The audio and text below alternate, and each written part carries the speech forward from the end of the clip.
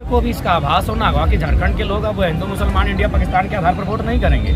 इसीलिए हम लोग 2024 की तैयारी कर रहे हैं, क्योंकि संसद का चुनाव है और संसद के चुनाव में जब केंद्र को भारतीय जनता पार्टी एनडीए के गठबंधन को जब वोट का चोट पहुंचेगा, तब उन्हें आभास होगा कि झारखंड में डोमिसाइल की जो पॉलिसी है उस पर उनकी नज़रिया क्या होना चाहिए। उन्हें लगता है कि ये लोग वोट भीड़ है, तो कहीं ना कहीं अब हमें पॉलिटिकली डैमेज करना होगा, क्योंकि आज के डेट में राजनीतिक देश में आप उन्हें गाली देंगे तो कोई फर्क नहीं पड़ता है। कई नेता ऐसे हैं जिनको गांव में जूता का चप्पल, जूता का माला स्वागत था, लेकिन चुनाव जीत जाते हैं लाखों के वोट से। अब उन्हें चोट देना होगा वोट का। इसीलिए 2024 में लोग कमर कस चुके हैं। जो इस राज्य के बारे में नहीं सोचते, हम उनके बारे में नहीं सोचेंगे। जहाँ तक आपका सवाल है, निश्चय हम लोग 2024 के लिए मैंने रणनीति तैयार हो चुकी है, कमर कस चुके हैं और एक बदलाव की जो किलकारी है राज्य में कहीं ना कहीं दिखेगी और दिखनी भी चाहिए, क्योंकि राज्य बहुत ज़्यादा शोषित हुआ है। इस राज्य के लोग लगातार वंचित हो रहे हैं अपने हक अधिकार। खेत खलिहान से उजाड़े जा रहे हैं, नौकरियों तो पहले उजाड़ा जाता था, अब हमारे खेत खलिहान भी सुरक्षित नहीं है। उसका उदाहरण है 2-3 ऐसे प्रोजेक्ट आए हैं जहाँ कौड़ी के दाम हमारी ज़मीनों को लिया जा रहा है। बड़का गांव गोंदलपुरा में एक कर्फ्यू का माहौल है, वहाँ लगातार सेंटर से प्रेशर है कि इनकी ज़मीनों को विस्थापित कीजिए, गाँव को खाली कीजिए। तो दिल्ली तक हमारी बात जानी चाहिए, उसके लिए हमारे लोगों को MP में होना जरूरी है। अगर हम लोग बात करेंगे, आपने इसको पार्टी की रूपरेखा देना शुरू किया है, क्योंकि पहले ये समिति था, अब पार्टी इसको लेकर के आप आगे बढ़ रहे हैं। काफ़ी ज़्यादा कठिनाइयाँ जो है वो होने वाली है इसको लेकर के, क्योंकि JMM, कांग्रेस, BJP, आजसू तमाम लोगों की पकड़ जो है पूरे 81 विधानसभा सीटों पर देखने को मिली है। कितना संघर्ष यहाँ पर होगा? बिल्कुल संघर्ष होगा, चैलेंजिंग होगा, चुनौतियों से मैंने भरा हुआ रास्ता होगा, क्योंकि बाकी जो राजनीतिक दलें हैं वो स्थापित हो चुकी हैं, वो सरकार गठित कर चुकी हैं, उनके पास बहुत बड़ा फंडिंग होगा, उनके पास बहुत सारे कॉरपोरेट्स का रहमो करम होगा। तो उनसे निपटना चुनौती यही होगा कि हम उनके पास उनकी चुनौतियों से हमारी ये चुकरी निपटेगी। ये हमारा आशीष है, ये कहीं ना कहीं ये माँ स्वरूप, माता स्वरूप, ये जो आशीष हमें मिल रहा है, यही आशीष 2024 में हमारे लिए आशीर्वाद स्वरूप होगा, हमारी रक्षा कवच होगा और उनका सामना करने के लिए आशीर्वाद हमारा काम आएगा। जयराम जी, 1932 खतियान की अगुवाई से ये सारी चीज़ें शुरू हुई थी। पहले भाषा आंदोलन, उसके बाद 1932 खतियान, तमाम चीज़ों को लेकर के जा रहे हैं। झारखंडियों के बीच में कई सारे सवाल है कि जब सरकार की ओर से 1932 खतियान लागू करने का प्रयास किया गया, तो राज्यपाल की ओर से उस विधेयक को वापस कर दिया गया, उसकी वैधानिकता पर सवाल खड़े करते हुए। जी हाँ, बिल्कुल आपने सही कहा। और कहीं ना कहीं भले राज्यपाल एक इंडिपेंडेंट बॉडी होता है, लेकिन उसमें केंद्र का पहरा होता है। तो इसीलिए अब मुझे लगता है कि केंद्र को भी इसका आभास होना होगा कि झारखंड के लोग अब हिंदू मुसलमान इंडिया पाकिस्तान के आधार पर वोट नहीं करेंगे। तो इसीलिए हम लोग 2024 की तैयारी कर रहे हैं, क्योंकि संसद का चुनाव है और संसद के चुनाव में जब केंद्र को भारतीय जनता पार्टी एनडीए के गठबंधन को जब वोट का चोट पहुंचेगा, तब उन्हें आभास होगा कि झारखंड में डोमिसाइल की जो पॉलिसी है उस पर उनकी नज़रिया क्या होना चाहिए। उन्हें लगता है कि ये लोग वोट भीड़ है, तो कहीं ना कहीं अब हमें पॉलिटिकली डैमेज करना होगा, क्योंकि आज के डेट में राजनीतिक देश में आप उन्हें गाली देंगे तो कोई फर्क नहीं पड़ता है। कई नेता ऐसे हैं जिनको गांव में जूता का चप्पल, जूता का माला स्वागत था, लेकिन चुनाव जीत जाते हैं लाखों के वोट से। अब उन्हें चोट देना होगा वोट का। इसीलिए 2024 में लोग कमर कस चुके हैं। जो इस राज्य के बारे में नहीं सोचते, हम उनके बारे में नहीं सोचेंगे। आपने MP और MLA लोगों के बारे में कई सारी बातें कही कि वो बाहर से आए, बाहरी भीतरी की बात कर रहे हैं, तो उन लोगों से कैसे जुड़ेगा? क्योंकि लोग तो यहाँ पर भी रह रहे हैं, वो लोग जो लोग बाहर से आए हैं, कामकाज करें, उन लोगों से कैसे जुड़ेगा? लोकल से तो आप जुड़ जाइएगा, लेकिन बाहरियों के साथ कैसे? लेकिन सबसे पहले बात मैंने ये कहा कि हमारे पास राजनीतिक क्या कमी है जो हमारे लोगों को हाथ से पे रखा जा रहा है। आज देखिए बहुत सारी, क्योंकि हम लोग लोकसभा और विधानसभा को देखते हैं, लेकिन और एक होता है राज्यसभा। वहाँ जो देखिएगा आप, चाहे परिमल नाथवानी से लेकर KD सिंह से लेकर MJ अकबर से लेकर तमाम जो लोग हैं हमारे राज्य के नहीं हैं, क्योंकि हमारे राज्य के लोग राज्यसभा में प्रतिनिधित्व करने की हैसियत नहीं रखते हैं। यानी एक सोची समझी साजिश है कि यहाँ के जो लोग हैं इनका पॉलिटिकल इमर्ज ना हो, यहाँ के लोगों का सत्ता की शक्ति का अनुभव ना हो, और इसे आसानी से हाशिए पर रखा जा सकता है। बाकी झारखंड एक खुला बाजार है, झारखंड सबके लिए खुला बाजार है। उदाहरण के लिए हरियाणा में एक प्रोजेक्ट है, शायद वो इंटरनेट में भी आपको मिल जाएगा।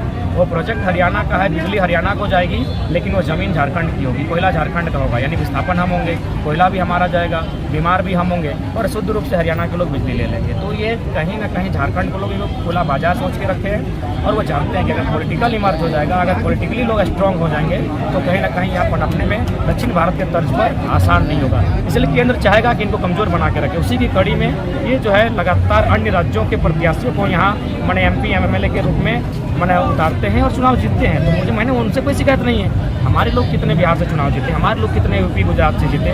जब नहीं जीते, जब वहाँ उनका नेतृत्व है, तो झारखंड में झारखंडियों का नेतृत्व होना चाहिए। झारखंड में झारखंडियों के नेतृत्व की बात कर रहे हैं, लेकिन नेता कैसे परिभाषित हो, क्योंकि लोगों का कहना है कि अंतिम सर्वे सेटलमेंट जो है वो कई सारी जगहों पर अलग अलग समय हुआ है। कुछ ही एक जगह जो है वो 1932 आधारित है, तो वो कैसे पॉसिबल है कि 1932 को एक आधार बनाया जाए? देखिए, सबसे पहली बात है 1932 का जो दौर था, उस सर्वे में लगभग 80-85% जो सर्वे हुआ था, और मैंने एक तथ्यपूर्व सर्वे था, उसमें वैज्ञानिक पद्धति के आधार पर एक बेहतरीन तरीके से त्रुटियां रहित सर्वे किया गया था। इसलिए झारखंड की आवाम उस सर्वे को बार-बार जिक्र करती है। साथ ही झारखंड के जनमानस के भीतर से एक आवाज़ ये भी आती है कि झारखंड ऐसा स्टेट है जो थोड़ा पेचीदा है, क्योंकि हमारे पास बंगाल के तर्ज पर एक भाषा नहीं है, गुजरात के तर्ज पर एक भाषा नहीं है। थोड़ा सा एक भाषा होती तो सुविधा होता कि भाषा के आधार पर स्टेट की परिकल्पना कर लेते, लेकिन हमारे यहाँ बहुत सारी भाषाएं, 1 दर्जन के आसपास क्षेत्रीय भाषाएं हैं, तो एक भाषा के आधार पर इस बात की कल्पना नहीं होगी। ऐसे में बाकी जो राज्य हैं, उन्होंने ज़मीन का जो रिकॉर्ड है, भूमि रिकॉर्ड, उसको आधार माना है। उसी क्रम में 3-4 कॉलम में झारखंड की स्थानीयता को परिभाषित करना होगा। इसमें आप अंतिम जिलों का जो सर्वे सेटलमेंट करते हैं उसे उसी कॉलम में आगे रख सकते हैं, और जो लोग छूट जाते हैं, बहुत सारे लोग पास हुक्मनामा होगा, पट्टानामा होगा, या फिर कोई सा पत्र होगा जिसको प्राचीन काल में या फिर आदि काल में उनको उसके परिवार को निर्गत करवाया गया होगा, और उसके बाद में अगर छूटता है तो वहाँ की जो स्थानीय लोकल भाषा है, परंपरा है, रिवाज है, उसको अगर वो फॉलो करता है, उस आधार पर उसको अनुमति बनाए पालन किया। मतलब अंतिम सर्वे सेटलमेंट को भी यहाँ पर एक आधार बनाया एक रास्ता तो देना होगा, क्योंकि अगर बहुत सारे जिलों में जैसे कोलान की बात आती है, तो उसमें आपको जो मैंने क्राइटेरिया हमारा बनेगा, जो फॉर्म फिलअप मैंने फॉर्म तैयार होगी, या फिर जो हमारी स्थानीयता का जो गजट तैयार होगा, उसमें रास्ते एक से नहीं बनेगा, 3-4 कॉलम के साथ उसको तैयार करना है। अगर हम लोग बात करेंगे, यहाँ पर कई सारी चीज़ें देखी जा रही है। अभी डुमरी चुनाव खत्म हुआ, लेकिन माना जा रहा था, यहाँ पे कहा भी जा रहा था कि आपने साइलेंट सपोर्ट जो है वो जेएमएम को किया है। नहीं दीदी, हम एक बात करेंगे, एक 30 सेकंड का वीडियो, चूँकि आप लोग एकेडमिक लोग हैं, मैं रिपोर्टर वर्ग के लोग एकेडमिक मानता हूँ, पढ़ा लिखा लोग मानता हूँ, और आप लोग 30 सेकंड की वीडियो में नहीं जाए। उस वीडियो में पूरा देखिएगा, उसमें मैंने ये भी कहा कि यूपी को क्यों देंगे, सरकार को क्यों देंगे, केवल एनडीए को क्यों देंगे, हमने दोनों को भी वही कहा था, हम उनको क्यों देंगे। वो चारों तो मैंने मूल रूप से सरकार में रहे हैं, कोई विपक्ष में रहा है, कोई पक्ष में रहा है, तो जनता जो चुनना है इस बार उन्हें अन्य विकल्पों को चुने, 24 में लोग फ्रेश होकर आएंगे, ये मैंने कहा। लेकिन आपने अपना व्यक्ति भी वहाँ पर खड़ा नहीं किया था, आपने अपने किसी भी प्रतिनिधि को वहाँ पर खड़ा नहीं किया था। माना जा रहा था कि खुद जयराम महतो डुमरी सीट से चुनाव लड़ेंगे। दीदी, अगर ऐसा बात है तो 24 में देखा जाएगा, लेकिन फिलहाल हम लोग इसलिए नहीं लड़े क्योंकि देखिए हम लोग युवा हैं। आप भी जानते हैं कि हमें अभी बहुत सारी चीज़ों को संभाल कर लेकर चलना होगा। अगर मान के चलिए हम लोग सीट से उतरते हैं तो कहीं ना कहीं उसमें हमें लगा कि हम लोग माइनस में चले जाते हैं। इसलिए चले जाते हैं कि लोग इस बात का सवाल करते हैं कि आप लोग युवा हैं, आपका भविष्य पड़ा हुआ है, जहाँ डेथ हुई है, जहाँ रुदन है, क्रंदन है, उस सीट से मैंने खून के छींटों के साथ शुरुआत करना हमें अच्छा नहीं लगता। तो किसी की वहाँ मृत्यु हुई है तो उसको हम लोगों ने बैकअप के तौर पर रखा कि मैंने जनता के सामने रख दिया कि वो जो उनको अच्छा लगता है जिनके साथ जाए। और जो भी चुनाव हुआ दोनों के बीच, दोनों माताएं कहीं ना कहीं विधवा माताएं थी, दोनों ने एक ऐसा चुनाव हुआ, हालांकि चुनाव में सहानुभूति मैंने नहीं रखा, लेकिन फिर भी सहानुभूति का माहौल बना और हमने जनता पर ही छोड़ दिया था वो जिनको चुनेगी। हमारा बाकायदा हम तो ये भी कहेंगे, हम अपना मोबाइल नंबर के साथ किसी भी प्रकार से ट्रेस करके डुमरी विधानसभा के उतने बड़े क्षेत्र में अगर मेरा पाँव भी गुजरा हो तो हम काट के रख देंगे। हम उसमें 20 दिन गुजरे भी नहीं। अगर एक आखिरी सवाल रहेगा जनाब से, क्योंकि लगातार आप लोगों से मिल रहा है, आपने यहाँ पर साफ तौर पर सुना होगा 1932 हत्याकांड की बात स्वर्गीय जगन्नाथ महतो भी करते थे और उन्हें भी लोग टाइगर के नाम से जानते थे, और आज आपको भी वो टाइगर के नाम से तमाम लोग जानते हैं। देखिए, वास्तविकता है, समय परिवर्तन, ये जो है परिवर्तन नियम है संसार का, change is the rule of universe. जाहिर सी बात है कोई हमेशा स्थापित नहीं रहता है, वो आज नहीं रहता। जैसी बात है किसी को पिकअप करना हो, टीम में रिकवर करना होगा, तो कहीं ना कहीं जब सुनील गावस्कर ने 34 सेंचुरी लगाई थी क्रिकेट में तो उम्मीद था कि कोई नहीं तोड़ेगा। फिर ब्रैडमैन का पहले 29 था, गावस्कर ने तोड़ा 34 लगाकर, तेंदुलकर ने तोड़ा 51 लगाकर, सुनील कोहली 49 हो गया। तो ये नियम है, ये नियति का नियम है कि कोई भी अस्थायी नहीं होता है। तो इसलिए हम भी मानते हैं, उनका सम्मान करते हैं, लेकिन वे नहीं है तो उनके स्थान पर हम लोग को आना होगा। 60-40 जो नीति है, कैसी नीति होनी चाहिए कि झारखंड के युवाओं को रोजगार मिल सके, क्योंकि 26,000 शिक्षकों की बहाली पर हाईकोर्ट ने अब रोक लगा दी। उससे पहले क्योंकि जो ये नीति फॉलो होती है उसमें आरक्षण की प्रक्रिया के कारण 60% आरक्षण है। तो आप चूँकि झारखंड की सबसे बड़ी आबादी है कि ओबीसी, जो हाशिए में है, शोषित भी है, वंचित भी है, लगातार जगहों पर नहीं है, तो उसका जो संवैधानिक अधिकार इस राज्य में 27 का बनता है उसे पहले आगे बढ़ाया जाए और उसके बाद जो ऑप्शन बचेगा उसमें जनरल 1 जनरल 2। जनरल 1 का मतलब झारखंड के जनरल, उसमें सिर्फ झारखंड के ही जनरल भरेंगे, और जनरल 2 जो होगा उसमें ऑल ओवर इंडिया, उसमें झारखंड के भी लोग भरेंगे और जिनको ऑप्शन होकर आना है उसमें आए। तो ऐसी वैकल्पिक व्यवस्थाएं हैं शायद दक्षिण भारत में, जनरल 1 और जनरल 2 के आधार पर विभाजित किया गया। जनरल 1 यानी वहाँ के लोग भरेंगे और जनरल 2 में बाकी जो लोग हैं, बाकी जो स्टेट या आमंत्रण है। तो मेरे हिसाब से ओबीसी के आरक्षण को बढ़ाकर जनरल 1 जनरल 2 करके इस जो नीति है हमारी नियोजन की उसे परिभाषित किया जा सकता है।